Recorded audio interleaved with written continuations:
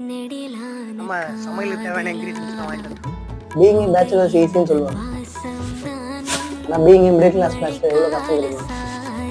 அதுவும் இந்த மாதிரி நல்லா வீட்டில் நல்லா சாப்பாடு சாப்பிட்டு ருசிக்கணும் ரொம்ப கஷ்டம். எங்கள் அம்மா ஒரு 10 வகை சட்னி 16 வகை குழம்பு சொல்லி கொடுத்தாங்க. இல்லைன்னா என்ன வருது?